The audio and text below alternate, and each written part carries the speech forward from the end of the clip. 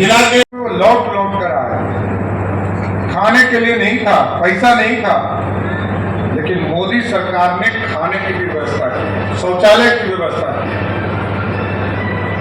घर में उज्ज्वला योजना देने का काम किया। और इस बार मोदी जी ने उज्ज्वला योजना में हम सभी बहनों को कहना चाहते हैं कि पिछले बार तो गैस कनेक्शन दिया गया, इस बार मोदी सरकार ने तय किया है जिस तरह नल जल से पानी पहुंचता है उसी तरह गैस का कनेक्शन आपके घरों तक पहुंचाने का काम। और जिस तरह अभी जितना गैस आपका खर्चा होता है उसका आधा गैस आपको खर्चा होगा यदि आपको पाइप से देने का काम किया जाए। हमको इस पर चर्चा करनी पड़ेगी, काम पर भी चर्चा करना पड़ेगी। और एक चीज जिस पर सबसे ज्यादा महिलाओं की चिंता होती है कि हम गरीब कल्याण में लोगों के यहां जब कोई हॉस्पिटल में भर्ती होता है तो लोगों को चिंता होती है, महिलाओं को विशेष तौर पर कि मेरा गहना तो नहीं बिक जाएगा, हमारे बैंक में जो जमा पैसे हैं वो तो निकल नहीं जाएगा, और जो पति से चुरा कर रखा हुआ पैसा था वो तो नहीं निकल जाएगा।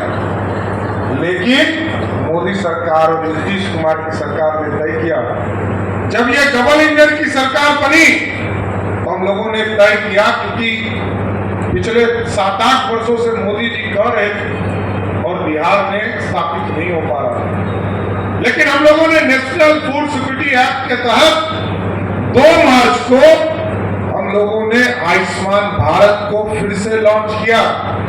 और जिसको जिसको एकदम गांव जाइए, जिसको जिसको अनाज मिल रहा है उसको 5 लाख तक का इलाज का व्यवस्था भी मोदी और नीतीश कुमार की सरकार करेगी। ये चिंता करने वाली सरकार है।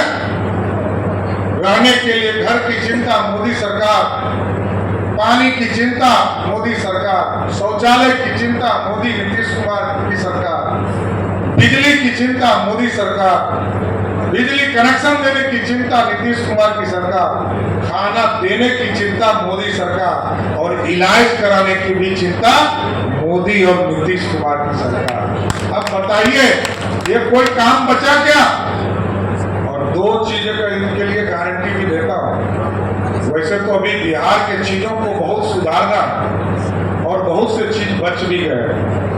आदरणीय नंदकिशोर जी हमारे अध्यक्ष हैं, विधानसभा के अध्यक्ष हैं, तो पूरी संरचना को इनके सहयोग से हम लोग कर रहे हैं। अभी हम लोगों ने कई कानून भी बनाए। अभी चर्चा कर रहे थे रविशंकर जी, चारों तरफ ग्रेटर पटना का कंसेप्ट है, पटना को बढ़ाना और सुंदर बनाना। लेकिन हम आग्रह करने आए कि लोग चर्चा करें, कहीं जाति की चर्चा हो, कहीं संविधान की चर्चा हो, और कहीं पर आरक्षण की भी चर्चा होती हो। आपको जरूर चर्चा करना चाहिए, एकदम चर्चा करना। भारतीय जनता पार्टी से पीछे हटने को तैयार नहीं है।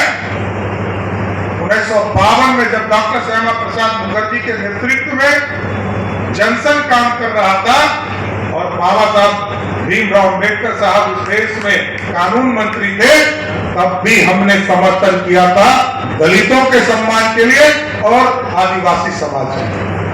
और इस प्रदेश में पहली बार जब मंडल का छोटा स्वरूप आया, अति पिछड़ा समाज को आरक्षण देने की चर्चा, तो पंडित कैलाशपति मिश्र के नेतृत्व में बिहार में पहली बार अति पिछड़े को आरक्षण देने का, स्वर्ण महिलाओं को, समान महिलाओं को आरक्षण देने की व्यवस्था की। 90 में भी चर्चा जरूर कीजिए, भाजपा के कार्यकर्ता, जदयू के कार्यकर्ता। 1990 में भी जब मंडल कमीशन आया साथियों, तब भी 146 सांसद ही मात्र हुआ करते थे बीपी सिंह के पास, और 200 सांसद कांग्रेस पार्टी के पास था।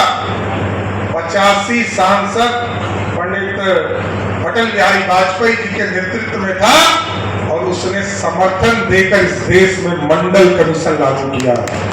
और मंडल के साथ साथ हम कमंडल भी उठाने वाले हैं। मंडल तो करते ही, मंडल का समर्थन करते ही है, लेकिन जब 90 में अडवाणी जी निकले तो कमंडल का भी साथ है। और जब 2014 में आपने देश के यशस्वी प्रधानमंत्री नरेंद्र मोदी जी को बनाया था, तो कभी दलितों को आरक्षण मिला, कभी आदिवासी को मिला, कभी पिछड़े को मिला, कभी अति पिछड़े को मिला। जब इस देश में लगा कि कोई अति पिछड़ा का बेटा देश का प्रधानमंत्री हो गया, तो स्वर्ण समाज में भी जो गरीब हुए उसको भी 10% आरक्षण किसी ने दिया, वो भारतीय जनता पार्टी की सरकार थी। हम सबका साथ, सबके विकास की चर्चा करें, लेकिन 15 साल लालू जी बिहार के मुख्यमंत्री रहे। साथी, एक व्यक्ति का नाम बताइएगा आरक्षण, एक कानून बना होगा उसका नाम बताइएगा आरक्षण, एक कानून बनाओ। क्योंकि जब चुनाव आता है तो लालू जी को संविधान खतरे में, आरक्षण खतरे में, आज भी लिखा है उन्होंने, ये आज भी कह रहे कि आरक्षण खतरे में। जबकि मोदी जी ने कहा कि इस देश में मोदी तो छोड़ दीजिए, बाबा साहब अम्बेडकर भी आ जाएंगे, इस देश से आरक्षण कोई खत्म नहीं कर सकता। ये गलतफहमी फैलाने का प्रयास किया जा रहा, और लालू जी तो इसके मास्टर हैं।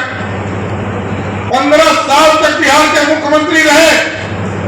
चर्चा करनी चाहिए, हम लोगों के लोग बोलते नहीं है। 15 साल मुख्यमंत्री रहे, 1 लाख लोगों को भी नौकरी नहीं दिया। 1 लाख लोगों को भी नौकरी 90 से 2005 में नहीं मिला। लेकिन जब आदरणीय नीतीश कुमार जी के नेतृत्व में, सुशील मोदी जी के नेतृत्व में, नंदकिशोर जी के नेतृत्व में बिहार में सरकार बना 2005 से 2020 तक, तो 7.5 लाख लोगों को नौकरी देने का काम किया गया सर। और एकदम स्पष्ट रहिए, भाजपा और जदयू एनडीए के कार्यकर्ता 2025 के चुनाव में भी आपके बीच में आना एकदम नोटिफाइड करेंगे। जो 2020 में हमारा कमिटमेंट है 10 लाख सरकारी नौकरी, उस नौकरी का लिस्ट निकालकर एक लोगों को बहाल कर ही आपके बीच में वोट मांगने का काम करेंगे साहब। इसलिए भारत को श्रेष्ठ बनाना और बिहार के चीजों को भी स्थापित करना। लेकिन मैं आग्रह यही करूंगा कि आज भारत बढ़ रहा है और भारत की ताकत को आप देख रहे हैं। मजबूत सरकार चाहिए, मजबूत सरकार नहीं। आप रविशंकर प्रसाद जी को जैसे ही यहाँ पर 1 जून को वोट करेंगे और 4 जून को जब रिजल्ट आएगा, वैसे ही देश में कमल खिलेगा और मोदी जी फिर से प्रधानमंत्री हो जाएंगे। और ये लड़ाई रविशंकर जी का नहीं है, नंदकिशोर जी का नहीं है, सम्राट चौधरी का नहीं है, ये भारत के विकास का है। और भारत आज मजबूत देश माना जाता है, दुनिया में डंका बज रहा है। और डंका इस तरह बज रहा है साथियों, याद कीजिए यूक्रेन का लड़ाई हुआ, रसिया और यूक्रेन की लड़ाई हो रही थी। रसिया में ये प्रधानमंत्री को जब, राष्ट्रपति को जब देश के प्रधानमंत्री ने फोन किया कि यूक्रेन का युद्ध रोको, कहा कि किस लिए युद्ध रोकना, कहा कि भारत के बच्चे फंस गए। तो पुतिन ने पूछा कि भारत के बच्चे निकलेंगे कैसे, तो मोदी जी में खड़ा। इसलिए साथियों, हम आग्रह करने आए, निवेदन करने आए बिहार के विकास के लिए और देश को समृद्ध करने के लिए। लगातार नरेंद्र मोदी जी के नेतृत्व में भारत बढ़ेगा और भारत तभी बढ़ेगा जब फिर से मोदी जी आएंगे। एकदम भुला जाइए, 400 सीट तब जीतिएगा जब लोग घर से बाहर निकलिएगा। लोग चुनाव तो कर रहे हैं कि सब जीत रहे हैं, लेकिन लोग घर से नहीं निकल रहे। और पटना 50% से अधिक वोटिंग हो, इसकी चिंता कीजिए। यदि आदरणीय रविशंकर जी को आप बड़े अंतर से चुनाव जिताना चाहते, रोज लालू प्रसाद जी का परिवार एक नया बहाना लेकर आता है। याद है ना, अभी कुछ ही दिन पहले सावन का महीना था, लालू जी मटन खा रहे थे। हम लोग क्या सावन में कोई मटन खाता है? पिताजी बेटा और अल्लाह, सुभान अल्लाह है। बेटा आजकल हेलीकॉप्टर में मछली खा रहा है। अब साथियों, हमको तो ये सोचना पड़ेगा ना, ये जो सनातन के विरोधी लोग हैं, जो चाहते ही नहीं है कि भारत का विकास हो, भारत की समृद्धि दिखे, इसमें हम लोगों को योगदान देना पड़ेगा। और जिस तरह टेंट में बैठे आदरणीय रविशंकर जी ने आपको बताया, ये तो वकील ही है, लेकिन हम लोअर कोर्ट लड़े, हाई कोर्ट लड़े, सुप्रीम कोर्ट लड़े, 550 वर्षों से प्रभु श्री राम इंतजार कर रहे थे। कोई भगरत है, जिस तरह गरीबों को पक्का मकान मिल रहा है, हमको भी निकाल कर एक भव्य राम मंदिर में स्थापित करो। जैसे ही आपने 2019 में मतदान किया, 2020 में देश के यशस्वी प्रधानमंत्री ने भव्य श्री राम का मंदिर स्थापित करना शुरू कर दिया। इसलिए साथियों, अब यही आग्रह करूंगा कि भगवान राम के जन्म स्थान पर तो भगवान राम का मंदिर स्थापित हो गया।